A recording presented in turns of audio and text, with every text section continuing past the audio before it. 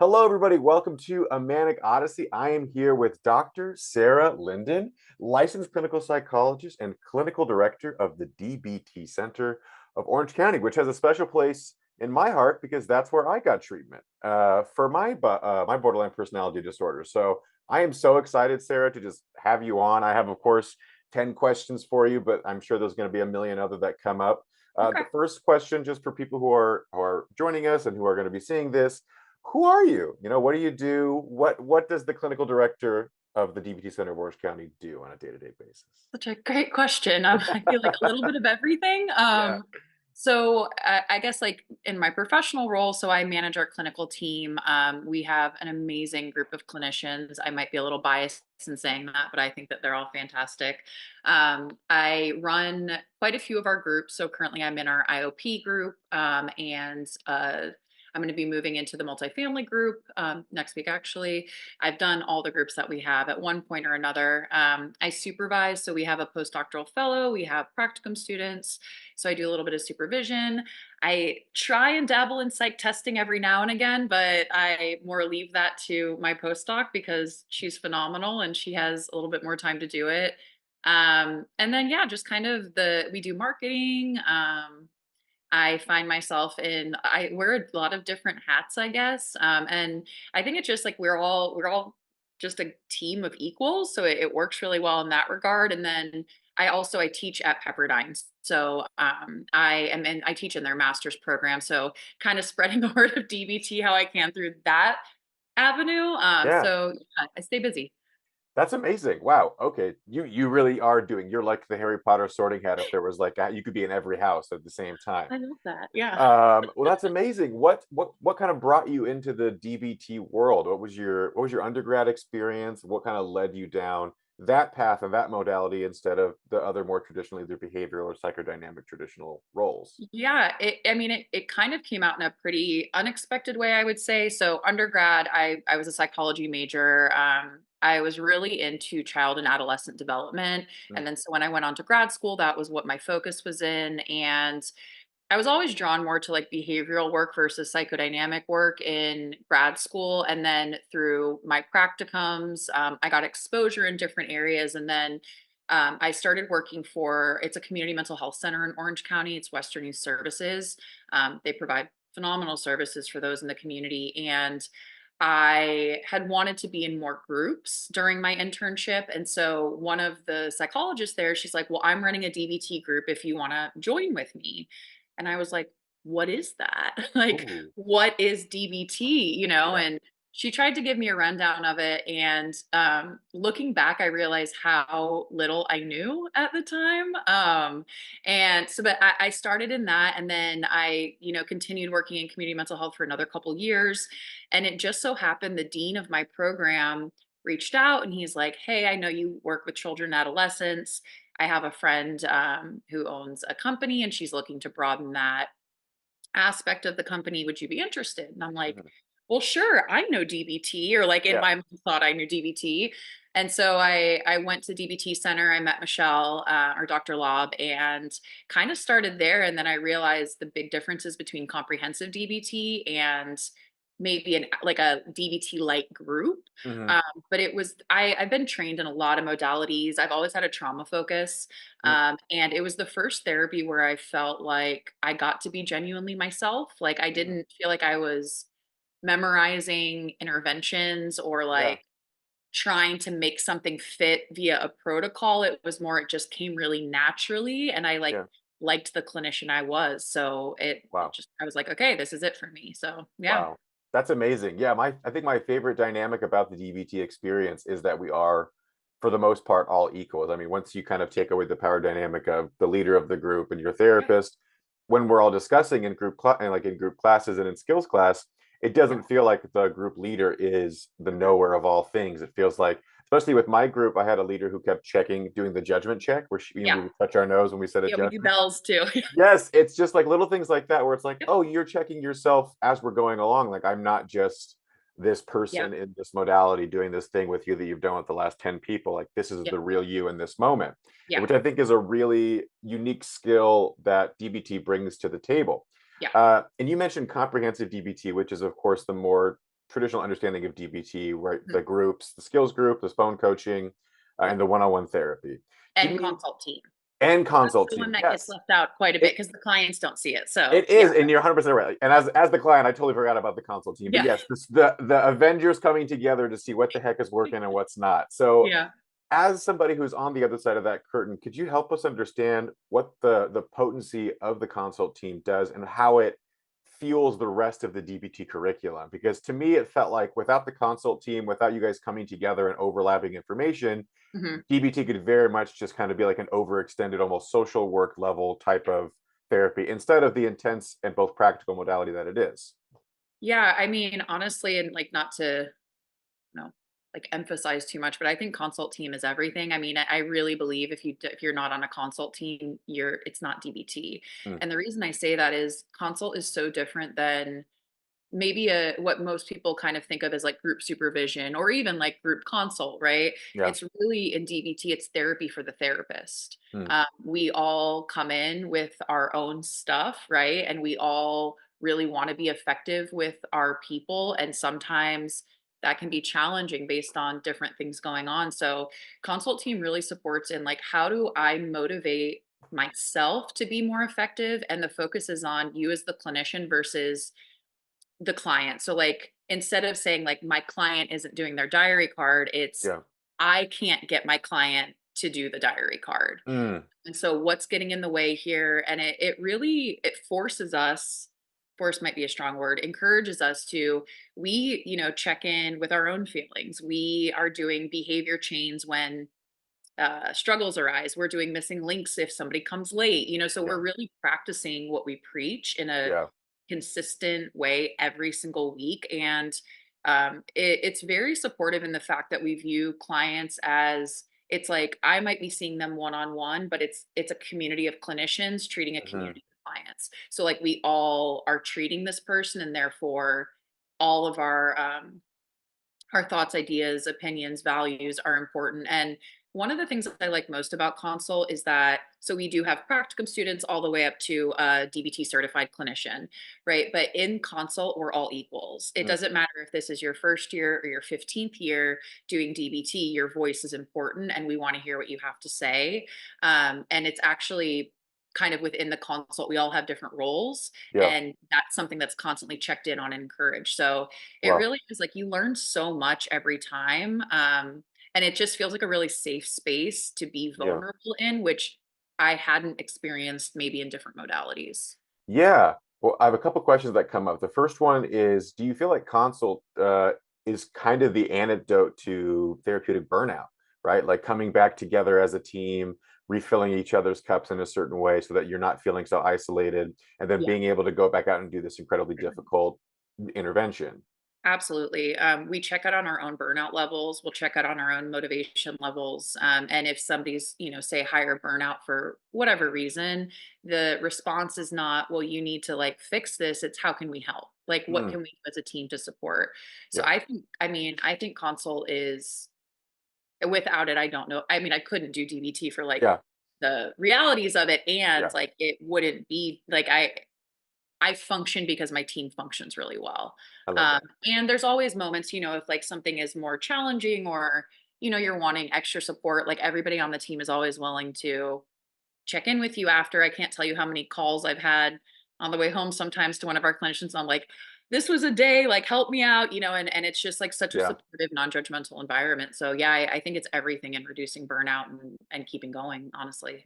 I love that. And so the second question I have is in the how do I say this? In the system of psychology, we'll say, Mhm. it's very easy for students and people who are coming up to be taken advantage of with predatory practices. One of them being the hierarchy of the supervisor, kind of talking down, molding them into what they think that person should be. What is it about DBT and the approach of DBT and the kind of the teamwork modality you're talking about that sets it apart so that it mitigates what it sounds like to me as a very common unfortunate practice for students coming into psychology or Yeah, psychological fields? no, that's a great question. I think, or at least my perspective on it, being a supervisor and working with students over the years is, there is a very straightforward structure to DBT, right? Mhm. There is skills that you're learning, and there are ways to implement these skills, Yeah. and there is a protocol to it, right, or like a procedure to it. But the encouragement is you have to be you in DBT. You Mhm. can't, like, I can't make a student become me, because then it would be inauthentic. And I think authenticity is so important. I think that people, particularly our clients who are more emotionally sensitive at times, like, Yeah. we see right through it, Yeah. and so I think DBT really encourages you, one, to be your own clinician, but also to use the skills yourself, so that you're practicing what you preach, I guess, but also now you have examples to utilize in your day to day. So, um, I think, and I guess I hope that everyone, and what I say, like every student who leaves our center and goes Mhm. on to, their next place, is that you leave knowing more about validation, that you validate yourself and Yeah. others more. And you get a chance to see if this is a fit for you. Because I don't think DBT is for everybody, honestly. I think, Ooh. well, for clinicians, not Oh, oh, okay. not clients. I was like, spicy. Okay, Listen, expand. no, I don't think everybody is a DBT therapist, and I Right. don't think there's anything wrong with that either, but I think you have to, like, find your way to see, is this a fit for you, Sure. and so that's kind of what I encourage students along the way, and it is a very equal relationship. Like, I know a lot about DBT and what I want at my center, but they're learning all sorts of stuff in school, and they're up to date with all the latest research and, like, new Yeah. Yeah. interventions. So, yeah, I don't know. I don't know if that answers the question completely, but, I um, I yeah. think you answered it to the best of your ability, and that makes sense to me. It kind of is a more inclusive mode of therapy, and from what you're sharing with me about behind the with the team consult, how important that is for just Mhm. mitigating burnout, mitigating abuse of power, and Yeah. making sure that the clients, because I'm going to get to that in a second, that the clients aren't you know getting a bullshit radar going off and off and off and off and off and off. So my question about clients specifically is DBT therapists, really more than a lot of other therapists, will rub up against people with borderline personality disorder 9 times out of 10, mostly Yep. because it's the most effective therapy for people with BPD. Yep. What has that experience been like for you, and how do you maintain a positive, mindful, dialectical outlook when you do get the kind of more traditionally dysregulated BPDs and maybe some of the more quiet BPDs that are coming into your clinic? Yeah. I think, I mean, here's the thing, is when I started out early on, like early in my practice, and you'd hear borderline personality disorder, right? There was such this stigma around it. And it's Yeah, like, like, this is that, like, these emotions or these symptoms that are just so overwhelming, and yeah, when I got more trained in DBT and really started moving into the DBT assumptions and really embracing the model, it's at the core of it, it's emotion dysregulation. And we all have it, right? We yeah, all just have it to different degrees. And I really do believe that, going into kind of the how DBT conceptualizes, like, it is this chronic invalidation hmm, paired with being a fit in places. And, and so I think, like, I really do embrace, like, people want to be better and they have to do more to change. And I think yeah, that we are in a validation deficit in our society. And yeah, so I really just approach everyone with, like, I don't know, it's like you could be really emotionally dysregulated and I might be getting the brunt of it in that moment. But it's not about me, it's about what's reinforced that behavior over time, and can I show you a different version of mm, interpersonal relationships where this doesn't have to burn that bridge and this doesn't have to be the end, and I can actually model what would be effective. yeah, I and in general in DBT, we don't really view individuals via a diagnosis. It's really more emotion dysregulation and what yeah, symptoms are coming up. Because one person might, scream at me when I say something, and another person might completely shut down. right, Right. And so it's, how do you meet people where they're at, and come from a truly non-judgmental place. truly. So I guess that's kind of how I approach, but I mean, to be very honest, unless it's my client, I don't know someone's diagnosis, and I don't look, and I don't ask, if they're in my Oh, group and whatnot, yeah. because at the end of the day, it's emotion dysregulation. Like, that's what's going on. I love that. Again, not surprised, very dialectical answer. It was a very validating experience. And that word, right? So like how validation is experienced for the individual is just so different for every single person because we've all been invalidated in different ways. So like Right. I would experience moments of validation that I didn't know were more important than these other experiences of validation because there were deficits there that I didn't know existed. Right. And what I love about DBT is that it is very graspable. It is Hmm. one of those therapies that doesn't feel like too high-minded and too Pavlovian. Like it's Yeah. just it's you can grasp it and you can practice it day one if you really Yep. if you're really feeling eager.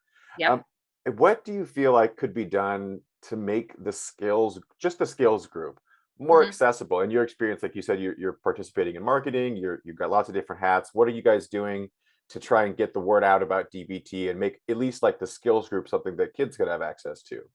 Yeah, I think I really wish, and I know other people have said this too, but I really wish they had like DBT skills group like starting in kindergarten, and it was just part of like a curriculum. And I Yeah, know some places actually are kind of taking that leap and trying to get more into schools and whatnot. But in terms of like what we personally try and do, I do a lot of trainings in the community for free, just because I think it's important to get the skills out there.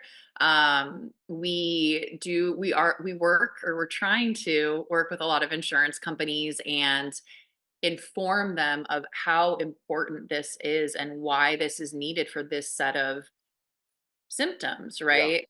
yeah, And I think that it's something that we are moving into a better place with insurance companies understanding and accepting.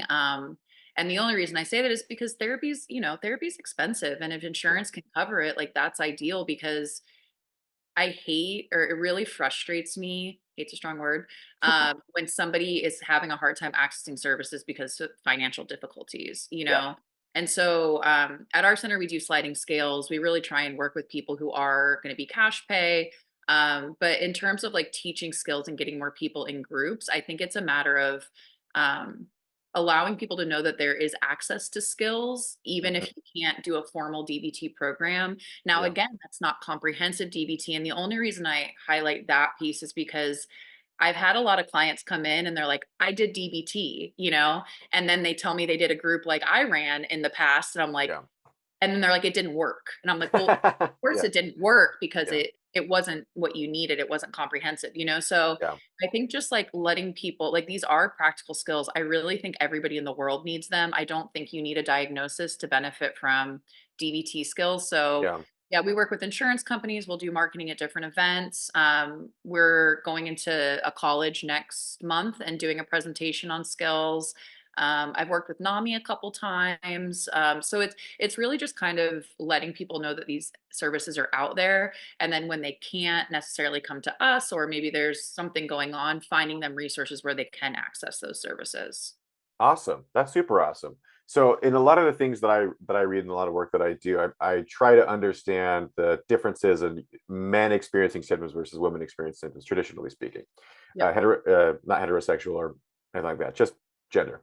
Yep. And in my experience personally, there's been a lot of sexism towards my diagnosis with BPD. A lot of doctors pushing back. Are you sure? I don't Yeah. think that this is accurate. Who gave you that diagnosis? After knowing me for 15 seconds or 2 Yeah. minutes. Yeah. Um, in the field, though, I did also kind of experience a little bit of a gender disparity when I went, because initially I was at oh my goodness, what's the UCLA Harbor because I couldn't Mhm. afford, I was unemployed. Yep. And then the miracle of getting a job, and now you can't afford the free thing. So then I switched over. Yep. But in both instances of being in your amazing clinic and then being at that clinic, there was only one male I came across the entire time. Yeah. Technically, two. I believe a wonderful male did my intake for the DBT Center at Orange County. Yeah. Yeah. I forget his name right now, but I remember the experience. It was very positive. In your experience coming through the program and your extensive experience with DBT, is there a need to kind of get men more involved with the DBT and just that psychological approach because of this, in my opinion, epidemic of men being dysregulated Mhm.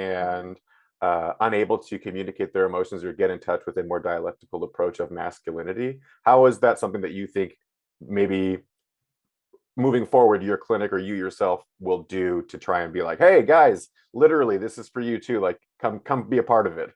Yeah, no, I think it, it's we have like a little bit of a joke on our team. We have one male clinician on our team right now, and and it's him surrounded by all of these females, and Yeah. it tends to be the trend. We get one or two male clinicians, on our team, and then the male clients tend to gravitate towards them because they feel more, or traditional male clients gravitate towards them. And I think that again, it's like stigma. It's like, it's not okay to admit that struggles are going on. And I think when you can have like a model in front of you going like, I feel things too, I suffer, I struggle, I do XYZ, that I think it can invalidate the person across from you. So um I I don't we luckily now, I wouldn't say it's 50-50, but we do have a lot more males coming into treatment, which I'm like, Yay.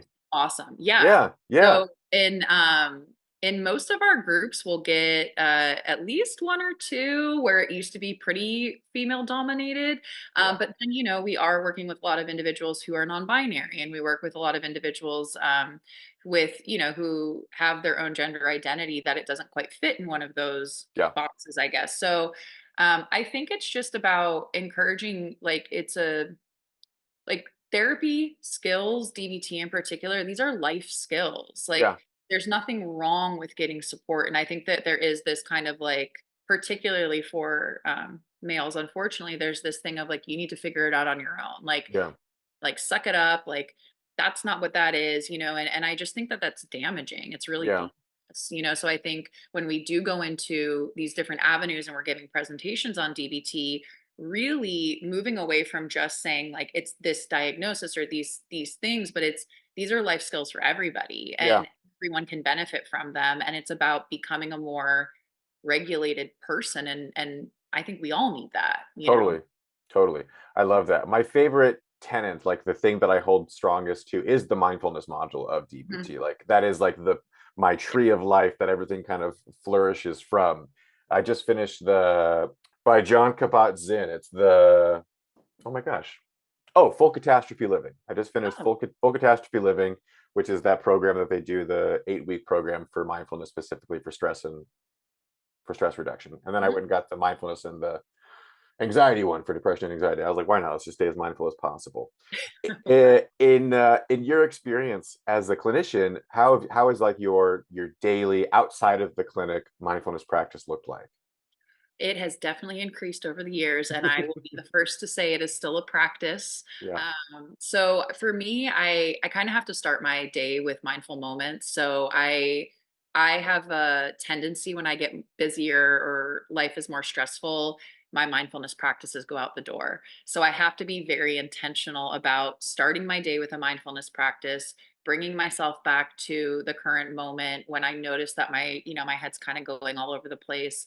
But I would say like pretty consistently, I like walks outside, and I'll put in my AirPods. Sometimes I'm listening to music or a podcast, but other times they're just in to kind of give the universal sign of like Let me be. I'm walking, like I'm walking here. Let me yeah, go. like I'm just going. So those are really helpful. I do yoga pretty consistently. That's really helpful. I'm more of a mindful movement person. When it comes to quiet meditation, I still have a hard time with that. Yeah. And it's a practice, and I'm trying to get more intentional and effective in it. But I find that like external things and kind of the movement aspect is really helpful for me. And I think it's really allowed me to respond instead of react to things, Yeah. where things have like just kind of slowed down, and I can be more aware of when my brain or my attention is getting pulled into 100 different directions. It's like, well, what's in front of me right now in this Yeah. moment, Yeah. and not judge myself for maybe going this way or another way. So I mean, mindfulness is everything. If you don't know what's going on in your body, you really can't do anything about it. Right. um, Yeah. so yeah, I would say it. I would love to say I have a very consistent mindfulness practice outside of work, and I will be the first to say it is a practice, and Yeah. I don't do it as effectively as I could all the time. Sure. And it's on my mind of like, okay, I need to increase those skills. And yeah, so I'm human, and I'll let clients know that too. It's hard to sit down for 2 minutes sometimes and breathe. Yeah. Like I don't have time for that. So Yeah. when I do that, I'm already doing and do it mindfully. I can brush my teeth mindfully. I Yeah. can hang out with my cat mindfully. I Right. can Right. take a shower mindfully, whatever it is. Yeah. So trying to do it that way. I love it. I love it. Let me triple check here. I'm not missing any questions. Oh, oh no, I have a question for you. Yes, yes, yes, yes, yes. I want to know your thoughts, opinions, concerns, or excitements about the rapid increase in social media therapists and pop psych how-to guides on platforms like TikTok. We've seen a real increase in the last year, especially since Yeah. 2020, where we have these kind of niche group of, I'll call them social media therapists. They are clinical therapists. They do have clinical license. They are to be Mhm. taken serious, Mhm. and they're offering kind of a bite-sized solution to things that I think you and I would agree are a very multifaceted, Yeah. in-depth issue. And so now we're seeing kind of a pendulum swing towards self-validation to the point where people are using terms that are supposed to be positive and lead to kind of a self-understanding and overusing them. Things like narcissism, things like boundaries, Yeah. things like triggers, gaslighting is another one, whatever it may be. And the I want to hold the tension here, because the truth is it's important for people like myself, right? Be pre-diagnosis, not understanding why my brain and body felt like they were on fire 24/7, not understanding where this aggression and anger and these outbursts were coming from, Yeah. feeling confused. It was helpful every now and again to see kind of like one of those things pop up and be like, it could be this. Where it was unhelpful was that it wasn't always just that. It was usually that plus this, plus this, plus this, plus this, plus this. So Yeah. as a clinician who is in it, doing it on a day-to-day basis, what are your thoughts on this movement? Um, it's very dialectical. I do. On the one hand, I am grateful that more people are talking about things. I'm grateful that these words and awareness and the stigma is going down to where it's like it's okay that I feel this way or this might be going on. Yeah, And I think that it can be like a foot in the door for some people. They're like, okay, I see this and this was helpful, but it's not quite enough.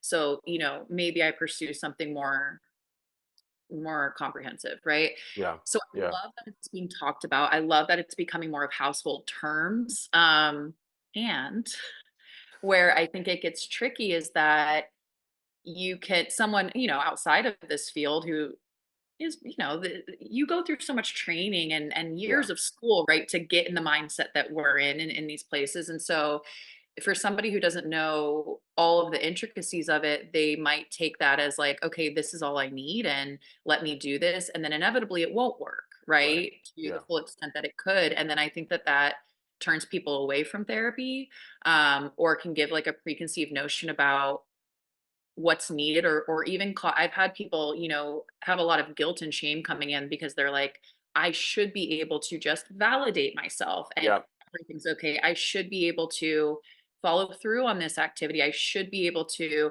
and we have all those should statements. And so I think, I think it can be harmful if it's not also kind of with like the cliff note at the end saying like this is like a water drop in the bucket of yeah, what you need. And if you don't need it, cool too, right? yeah, But like this is a step in that direction versus a fix it, I guess, or like totally, an end all be all. So yeah.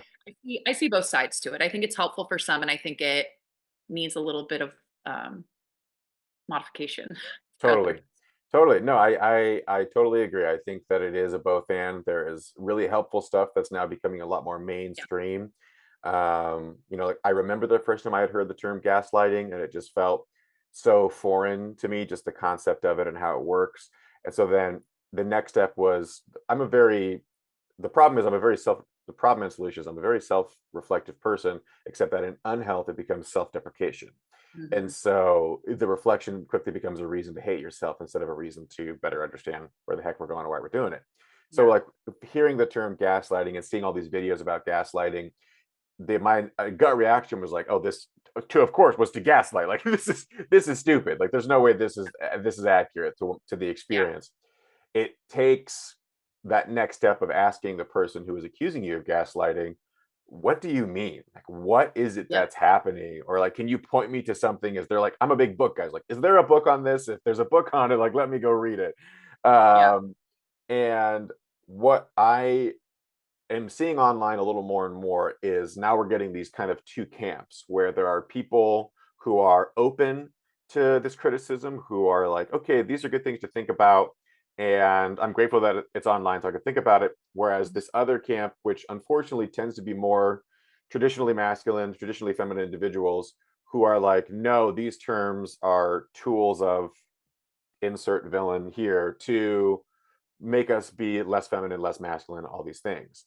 Mhm. So in your practice, how do, or I guess a better question is for the layman, for somebody who is online interacting with these people like myself, Mhm. what is the best dialectical tool to use to kind of invite, in your opinion, to kind of invite people into the space without it feeling like an invalidation? And if that tool doesn't exist, that's okay Yeah. too. I was just like, what do you think? Oh, that's a good question. What, and I hope I'm answering this effectively because I think that the terms are thrown around and I love how you were like, yeah, like observe and describe. Like, what are you seeing? Like, let's put some words behind this versus, these Yeah, blanket terms. yeah. I I wonder, I guess, like what comes to mind for me is just the core of DBT is that acceptance and change. Like Mhm. you can accept yourself for where you're at, and like we all have done, or most of us have done things or do things that might not be the most effective, but how do we see ourselves where we're at and not beat up more on ourselves, but also recognize that we can't stay in this place if we want our life to look different, Yeah, so I think acceptance and change is like truly acceptance. And I think the other part with like some of these like things that get thrown out there like validation, like if you don't do it effectively or appropriately, it can actually be harmful, right? So yeah, if I think validation is like, Sarah, get it together, like smile more, it'll be better, like yeah, that's actually not it, and that's going to be harmful. So I think it's just like getting people into an idea of like it can be both. It doesn't have to be either. yeah. And if you're okay with where you're at, then cool. Like, let's Right. keep moving. But if not, then like changes need to occur, but it doesn't mean you're a bad person or that you intend to do these things. I don't know. Yeah. I hope that answers it. I kind No, no, no, that does, and that's no, that was perfect. That was a perfect lead into what I wanted to say next, which is that so I'm working on a book that's basically just this idea of dialectical masculinity. And one of the things Mhm. that I run into a lot is the the worry I notice is that if I accept that I have done these Yep. horrible things, these violating things, then I am a bad person, right? That thought that I am bad, and then I don't think everybody needs to have BPD to split, right? We just some people just do it automatically, like I'm all bad now.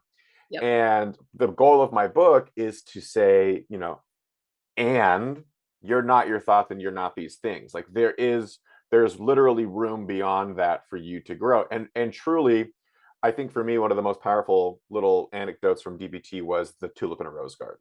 Hmm. One, because it spoke to me. I'm from Skagit Valley, a place up north in Washington, and Hmm. they're known for their tulips and their tulip festivals. And so it was just kind of like a little wink, wink, nod, nod from the universe, like, hey, it's okay. Like, check in, make sure you're not a tulip in a rose garden, forcing yourself to do something Yeah. you're not. And what I would love to see happen is men who would traditionally be understood to be, abusers, perpetrators, people who are harming other people because they're dysregulated, they're not in touch with their thoughts, their feelings, their emotions, and they don't have a strong support system. Yeah. I see a strong link between the lack of male friendships and the problem with male violence. I see those to be incredibly intricable because if you got shitty friends, you're probably going to not act super great. If you got no friends, you're probably not going to act super great. You got to Yeah. have solid people around you that are supporting you. Yeah. And so my train of thought, it's doing its thing. It's just kind of No, going away. What was my train of thought? What was I leading to? Um, were you asking kind of about like the acceptance piece for males? Like if you Oh, there do we it, go. yeah, Ah, bless you. yeah, Bless you and your listening skills. fine. Uh, I'm very mindful of my thoughts just leaving me as I'm getting more and more into them. Yes, I think what I would love to see happen is for men to say, yes, I've done things that could be deemed unspeakable to many people. And I Mhm. don't think that I want to stay that way. Yep. And if you decide to take that next step, then there are people willing and waiting for you to validate that next journey for you. Because I think what happened very understandably after the much needed Me Too movement was Yeah. that I have this analogy in my head where it's like we shook all the apples, we shook all the bad apples out of the orchard, but I Yeah. think we let a lot of them fall to the ground and grow seeds somewhere else that have just grown into darker recesses and into more fringe groups. Yeah. And so what I would love to see happen is DBT as a tool to kind of invite those men out of those niche ideas of masculinity and into the conversation about you can be a cowboy and not be destructive. You can Yeah. be, I'll say, even an extreme example, you can be a gun enthusiast and not be a destructive individual and to yourself, Yeah. people you love, and your community. Like, Yeah. because I think what the message that's being received by a lot of men in the United States is that if I am this kind, this gentle, this compassionate, this validating, this in touch, this mindful man, I can't be this powerful, macho, in control individual. And it's like, oh, no, no, you'll just be macho for you. You'll be in control of yourself, and you'll Mhm. be an individual who has true power, which is understanding who you are and where you're going, versus false power, which is power over other people. Yeah. Um, so I guess there really isn't a question there. I was just telling you about those things because I think it's No, and I think it is something that I love all the like all that you said, and I'm like, God, it's like just kind of talking about it. I think it's not talked about as enough, and I think acceptance isn't necessarily like condoning right. or saying I'm going to keep doing this thing, right? And so sometimes I'll even tell my clients when they have a hard time with the word acceptance, like, Mm, how about we start with acknowledgement, like yeah, radical acknowledgement, because I truly believe we do things for a reason, yeah, right? There is a function behind the behavior, even the most um, seemingly, I can't think of the word, but like the quote unquote, the things that like people would look on and be like, how could you do that? yeah, Like that's really, harmful thing you did. yeah, But you got there for a reason, right? right, Like you didn't just wake up one day and you're like, this is going to make my life better. Let me try this. yeah, It's you got there for a reason. So how do you look at yourself and go, I am not and I've had clients who are like, "I'm a monster." I'm like, "You're mm, not a monster. yeah, You you've engaged in these behaviors due to these things, and now you're sitting here saying, 'I wanna do something different.' So right, let's focus on that?" And so I think that, you can be a really kind, thoughtful, soft person and also be, very I can't think of a word other like, you're like one of the dudes. I don't know. yeah, yeah. Can't think You of can be another a word you can for be it. a dialectical bro. Like you don't need like Bro was in my head. I was like, yeah. I don't know what to say. But yeah, Very scientific word, bro. It yes, is. very, very, a lot of research behind with that. Yes. Just observe and describe. I don't know that I could do that in this Yeah. moment. Yeah, you definitely can be like, I don't know. You don't have to be hard all the time to be a confident, strong person. You Right. can be both. And Yeah. more people I think would benefit from that. I agree. I agree. That I wish that what you're doing and the work you're doing was more accessible. I wish people were more informed about how close it is to them. Yeah. Because one thing that my partner and I talk about a lot is like the what about the other people who didn't have X, Y, and Z thing. So in my experience, right, I had my own willingness, my desire to get better, which is crucial, and then I had an incredibly strong partner who was encouraging me to get better and involving herself, Yeah. an insanely strong support group of friends, and then an incredibly accepting uh, family. Eventually, Yeah. they got around to it. I think it was tough. I think it's tough for any family to understand that a person is to a point where they could never come back. Yeah. And I'm sure that that's really scary for a lot of families to try and sit with and be like, I almost lost this person, Yeah. and I don't understand how the hell that happened, Yeah. and like that's very frightening. And so I want more people. The reason I'm doing this interview series and why I'm trying to reach out to all these incredible individuals, in my opinion, is for people to know like this is what is awaiting on the other side of the curtain. Like these are the people like yourself are on the other side of this journey if you decide to accept the call to adventure. Mhm. And I heard you say earlier that you guys are working with insurances to try to make it more apparent that it's an important treatment. That was my experience, right? I called my insurance. It took 3 separate times to write in and explain. I ended up having to have your clinic write a referral. I wrote a referral in a series of letters, had my friends write a referral. And then after all of that work, they were like, okay, I think this is an important therapy that Yeah.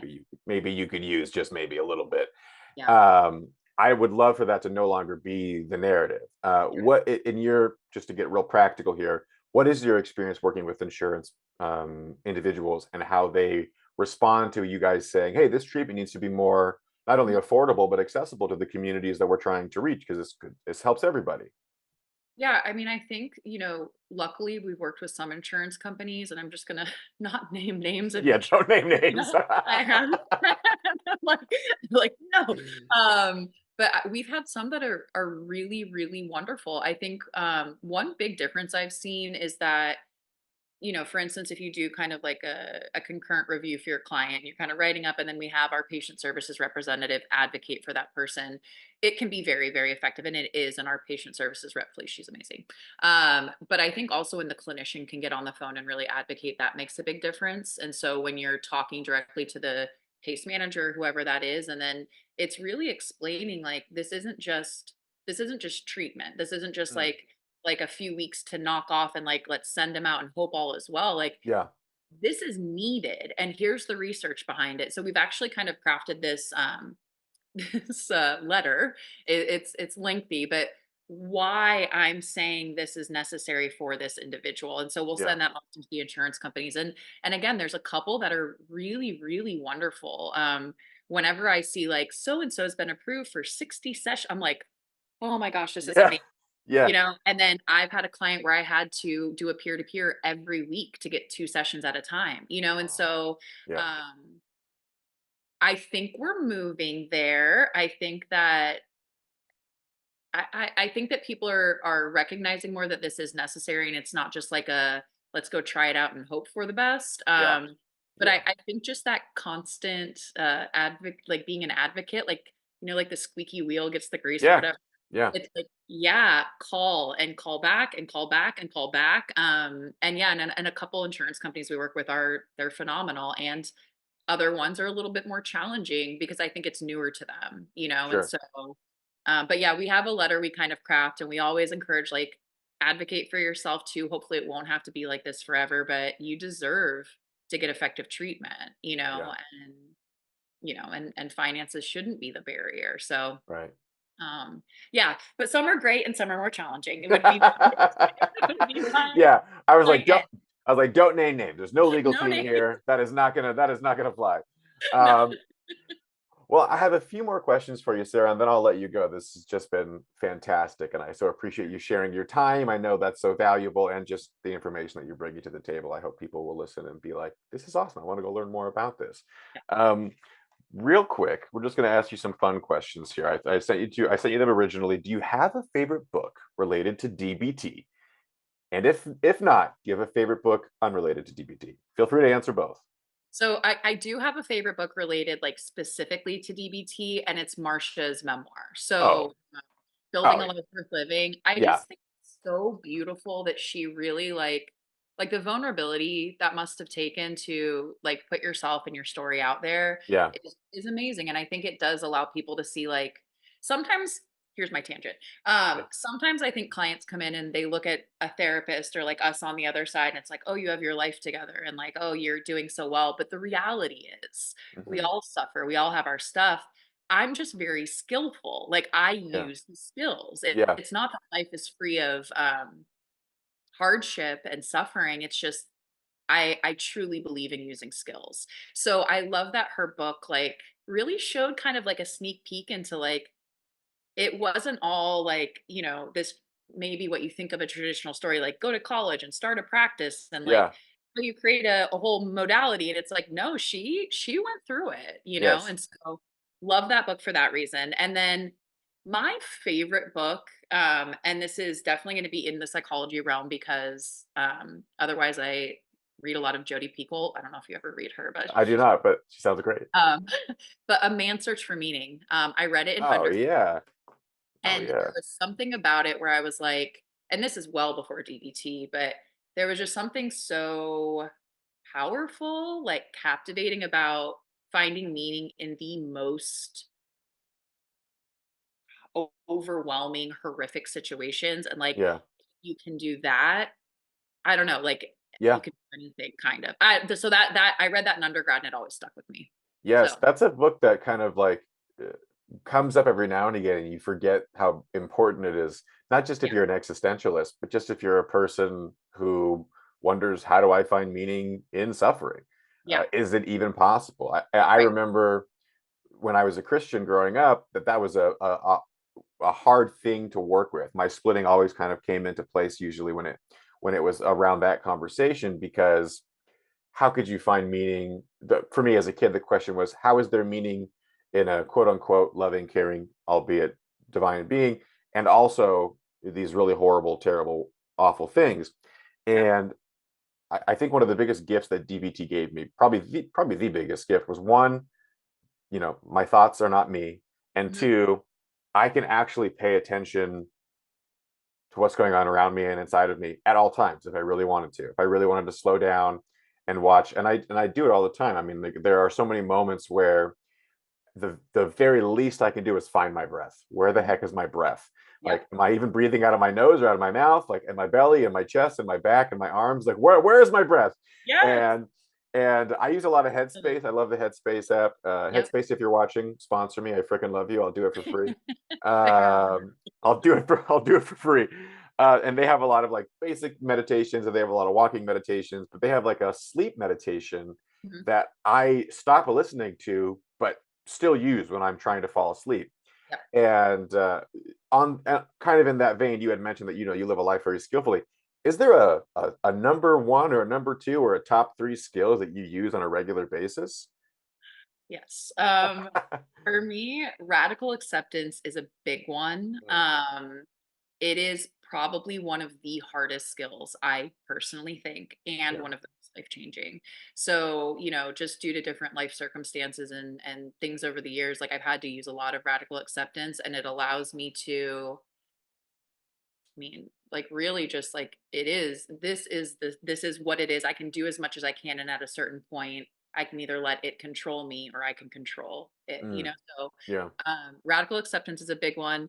Opposite action for me is a big one too. Yeah. um because I'll have my moments, or I'll, even like on a it's rainy here today, and it's like, oh, I'd love to be like under blankets, like not doing anything. It's like, gotta do those notes, or like you gotta those emails, or and it's like, okay, Yes. opposite action, like do what's needed in this moment. And I would say probably paced breathing. Paced Mm, breathing is one of my go-tos.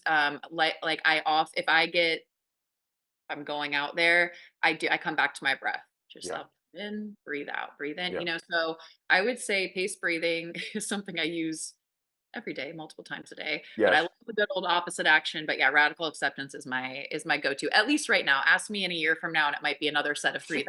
Sure. But Sure. at least right in this moment, that's where it's at. I love it. For me, it would be check the facts, Yep. and then validate myself. So check the facts, validate the valid.